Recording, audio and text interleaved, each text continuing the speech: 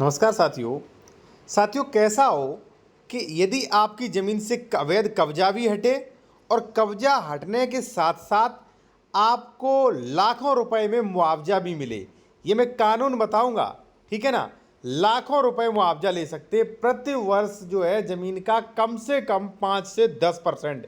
जैसे 10 लाख की ज़मीन है तो कम से कम प्रति वर्ष 1 लाख रुपए ले सकते या 50,000 रुपए जो है आपको मुआवजा भी मिलेगा। आप किसी ने 10 साल कब्जा कर रखा है तो 10 लाख रुपए मुआवजा हो गया, ठीक है। अगर मान लीजिए किसी ने 15 साल कर रखा है तो 15 लाख मुआवजा हो गया। अब आप कहोगे सर 12 साल पे तो अवैध कब्जा हो जाता, नहीं हो जाता है, ठीक है ना। प्रतिकूल कब्जा होता है, ठीक है ना। और प्रतिकूल कब्जा ऐसे कोई डिसाइड नहीं कर पाता है, ठीक है ना। चलिए अब मैं आपको बताऊंगा साथियों विद कानून के नियम नंबर 127 धारा 134 से 136 लेकर, ठीक है, और धारा 134 के बारे में भी मैं प्रावधान करूंगा। सबसे पहले धारा 134 के बारे में आप जान लीजिएगा, ठीक है।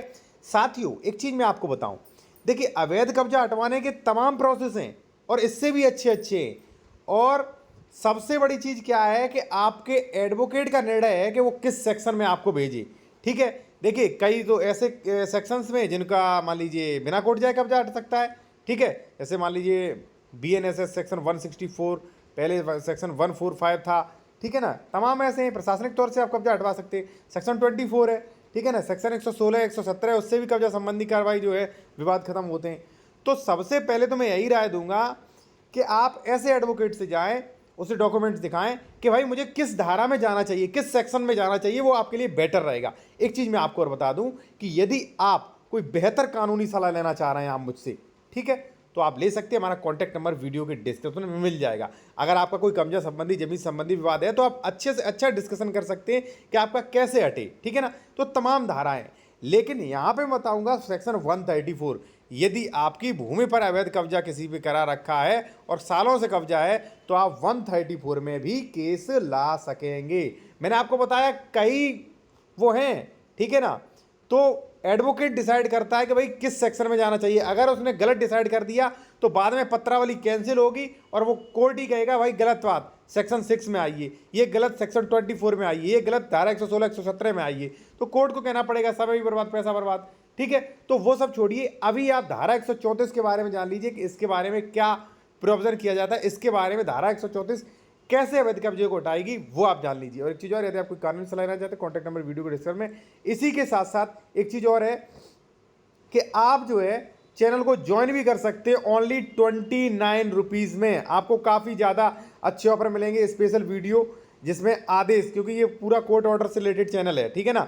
आदेश जो मिलेंगे विद PDF को, विद डिस्क्रिप्शन सहित, और सभी कमेंट्सों के तत्काल जवाब मिलेंगे और नए ऑर्डर ड्राफ्टिंग लिखना सीखेंगे आप।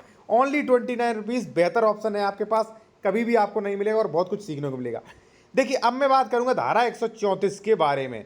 साथियों धारा 134 क्या प्रावधान करती है? बिना हक के भूमि के अध्यासी व्यक्तियों की बेदखली के बारे में प्रक्रिया। ये कोई जमीन है आपकी, ठीक है, बिना अधिकार के कोई आया बंदा, ठीक है, बी जो है वो बिना अधिकार के आया भाई और इस एक्स प्रॉपर्टी पे कब्जा किए, उसे 5 साल हो गए, ठीक है। पूरी ज़मीन कब्जा कर लिया, मान लीजिए पूरा भाग लगभग उसने कब्जा कर लिया है, ठीक है। तो आप क्या करिए, धारा 134 में जाइए, ठीक है। अगर तत्काल जबरन कब्जा कर रहा है तो अलग रिलीफ है उसके लिए, ठीक है। तो तत्काल वाला सेक्शन में जाइए आप, इसमें मत आना फिर, ठीक है ना, इसमें गलत हो जाएगा।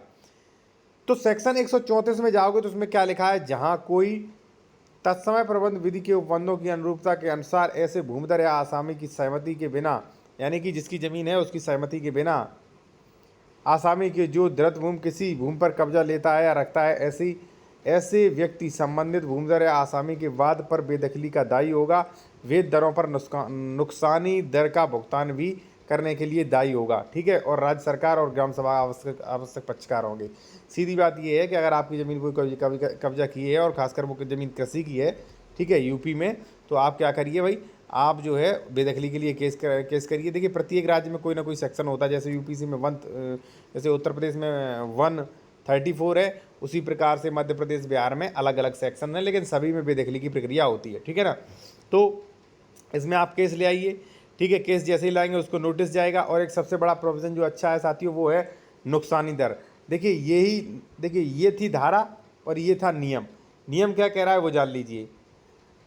अंतर्गत नुकसानी के लिए वाद दायर 136 सबसेक्शन 1 के अंतर्गत उल्लिखित कार्रवाई में नुकसानी दर न्यायालय अथवा संबंधित राजस्व अधिकारी के विवेक पर होगा। ठीक है, अब ये विवेक पर होगा कि एसडीएम तहसीलदार उस पर कितना जुर्माना लगा रहे हैं या कलेक्टर वगैरह कितना जुर्माना लगा रहे हैं। लेकिन विवेक भी क्या कर सकते हैं, देखिए आप कहोगे तो विवेक के अनुसार हो सकता है वो बिल्कुल ना लगाए अगर उनका जानकार हुआ, नहीं ऐसा भी नहीं हो सकता। लेकिन नुकसानी की धनराशि प्रत्येक वर्ष के लिए विवादित भूमि पर लागू कलेक्टर द्वारा निर्धारित सर्किल रेट का 5% जो है प्रतिशत धनराशि से कम की नहीं होगी, किंतु न्यायालय अथवा राजस्व अधिकारी द्वारा अभिलिखित कारणों से अन्यथा निर्देशन न दिया जाए।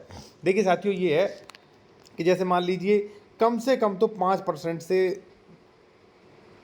कम तो वो जुर्माना लगा ही नहीं सकता। जैसे मान लीजिए आपकी ज़मीन है 10 लाख की, तो प्रतिवर्ष 50,000 कम से कम।